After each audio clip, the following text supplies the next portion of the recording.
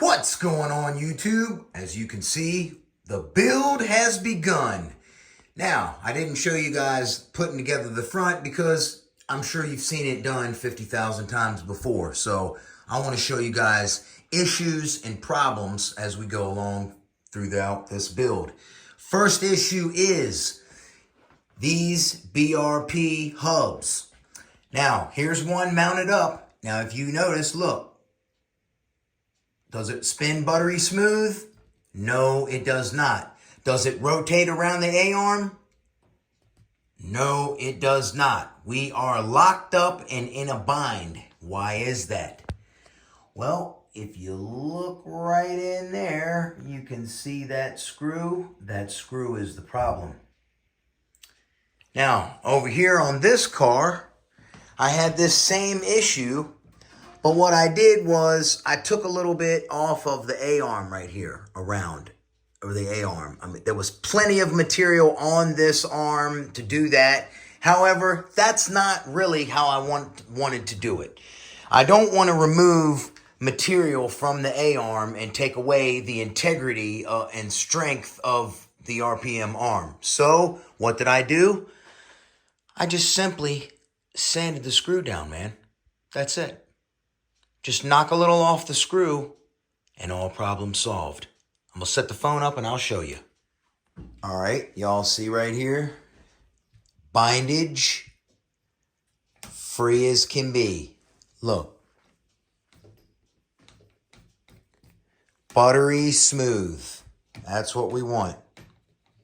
Not locked up like this one. Okay? Won't even turn around. You got to force it. That's not good. You want everything nice and free so there's no drag. That's the name of the game. No drag. Everything rolling buttery smooth. All right, y'all. With the IRC shocks, I like to take them all apart when I get them and clean the tubes out. And inside of here, pull the O-rings and everything. And then I'm going to use my O-ring grease and put on here and get this all put together. You're going to need one of these spanner wrenches like this from IRC.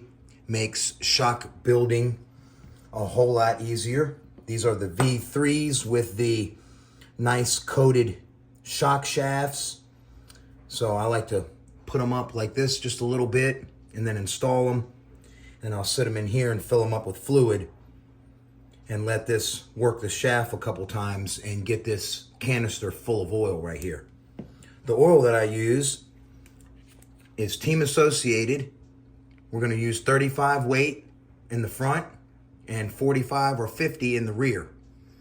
All right, so these shock pistons have rather large holes, so 35 weight will not be an issue whatsoever.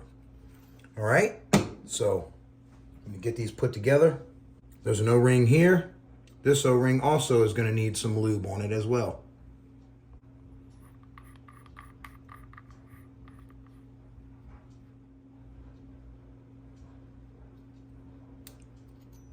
Tight, son.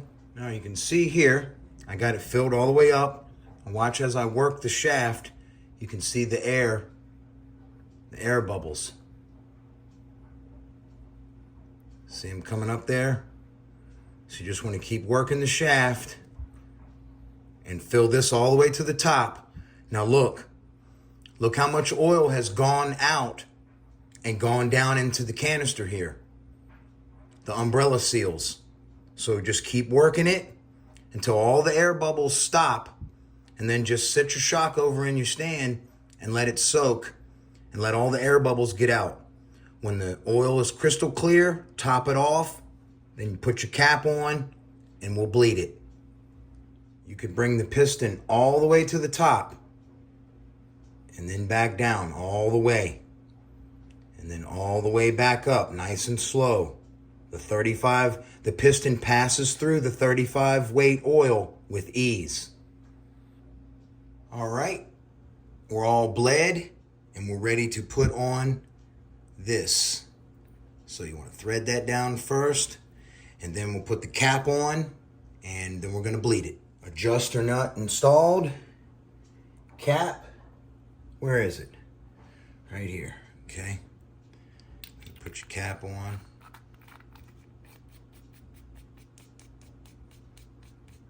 You can get this hand tight like this, and then use the center of your wheel nut wrench, put it on there, and then just crank it until it stops. And that's it. Now it's ready to be bled. Now to bleed, I just like to push the shock shaft down slowly while this is open.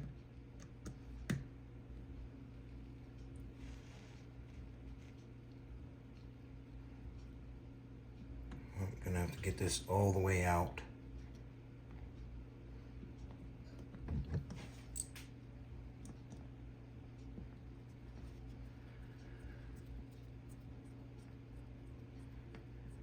As long as fluid's still coming out while you're tightening this down, it's going to be good.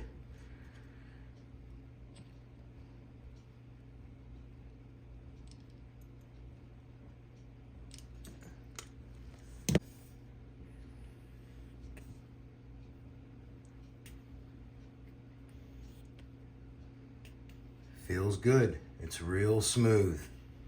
I don't hear any or any squishing around or anything. These shocks need to be broke in. They're stiff. All right, so we're ready to put the spring on and get it installed. Now, to put these shocks together, notice there is no notch. And these are the new high retainer, so it holds the spring better. You can see more of the cup goes up in the spring to keep it better retained. So what you got to do is you put this on here like so, and you're gonna put this on like this, and you're gonna pull this down like this,